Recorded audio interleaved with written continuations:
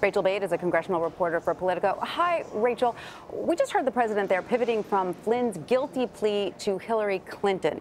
He also attacked the FBI and its former director in a series of tweets over the weekend. Is this an effort to delegitimize the agency and its work? A lot of people do think so. Look, the president seems to be trying to undercut the FBI, which has long been this nonpartisan agency, the highest law enforcement agency in the land. And what he's basically doing is saying, look, they let Hillary Clinton off the hook, and now they're going after one of my good friends. So they're treating Democrats differently than they're treating Republicans. The interesting thing about this is he's not the only one doing this. House Intel Committee Chairman Devin Nunes in recent days, in fact, has really upped his attack on the FBI. Right now he's talking about holding people at the FBI in contempt of Congress, saying they're not handing over a number of documents related to that controversial dossier that initially triggered the FBI to look into Trump campaign officials. But my sources here in the House, Republican sources in fact, are actually trying to downplay that a little bit. It seems like Nunes is sort of doing this on his own because he's close with the president, and I don't know that the House would really hold the FBI in contempt of Congress and that the Speaker would really sanction this. All right, well, let's bring in, though, another tweet from the president that is stirring controversy. It says, "I had to fire General Flynn because he lied to the vice president and the FBI. He has pled guilty to those lies. It's a shame because his actions during the transition were lawful. There was nothing to hide." Sources tell CBS News it was actually the president's attorney who wrote this tweet. But why is this raising red flags? So this gives ammunition to people arguing that the president has tried to obstruct justice. If President Trump really knew that Flynn had lied to the FBI and lied to Vice President Mike Pence about his relationships and discussions with Russians, and then met with FBI Director James Comey and told him, hey, can you let this guy go? You know, he's a good guy. He doesn't need to be under investigation. People think that that right there is perfect proof of obstruction of justice, trying to get the FBI to back off a probe, knowing full well that he had lied to them, and that is a federal offense. Rachel, the president is in a desperate need of a legislative win. Late Friday, the Senate passed its tax overhaul bill. The House and Senate versions are now headed to conference. Break it down. What are the major issues they need to iron out to pass a final tax overhaul bill? So just to start, my Republican sources on both chambers in the Senate and the House are very confident right now that they're going to pass this bill by Christmas, which is sort of incredible when you compare it to how much they bungled their Obamacare repeal effort. Right now, they're about to go to conference, which we think is going to take about a week to iron out these differences between the Senate and the House. For instance, the Senate phases in the corporate tax rate tax cut. The House wants to cut it immediately, right away.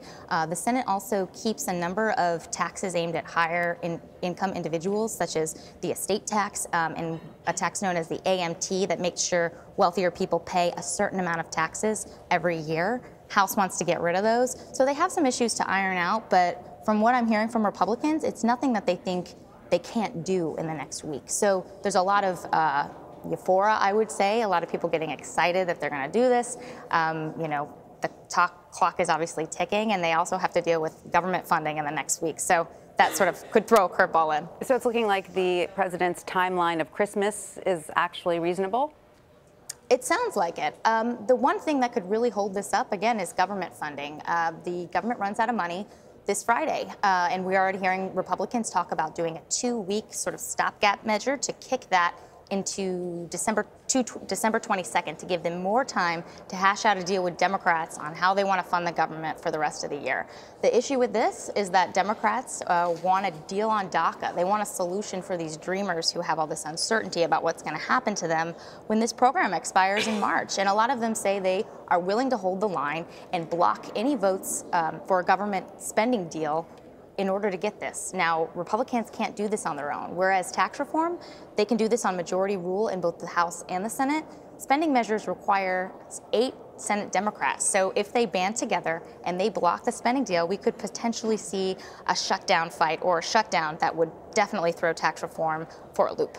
That's certainly possible. Now, Rachel, finally, President Trump offered a full endorsement of Alabama Senate candidate Roy Moore today, tweeting, "Democrats' refusal to give even one vote for massive tax cuts is why we need Republican Roy Moore to win in Alabama. We need his vote on stopping crime, illegal immigration, border wall, military, pro-life, VA, judges, Second Amendment, and more."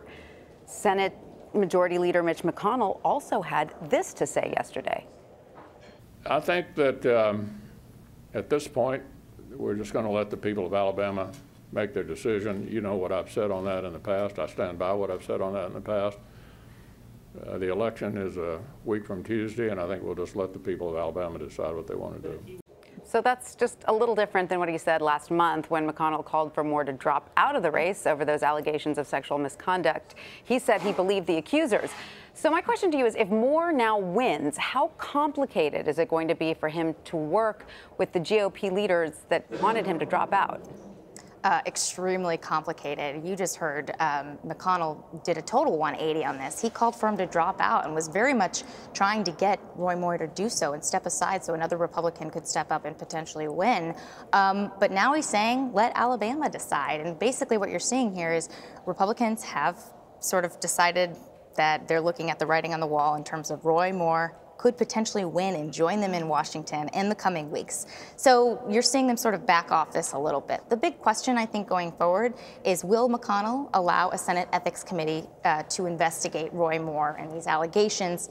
And if they find that they believe the women, which a lot of them have said they do, what do they do next? Do they try to repel him, kick him out of the Senate? If they do that, there could very much be a backlash in Alabama from voters who say, we decided we wanted Roy Moore. You're not listening and you're not following the principles of democracy. So it really puts them in this very awkward position. If they do something, they could have a backlash. If they do nothing, people will say that Republicans potentially have a home for pedophiles. So they're not in a good position at all. It's called being in between a rock and a hard place. All right, Rachael Bade on Capitol Hill, thank you for that.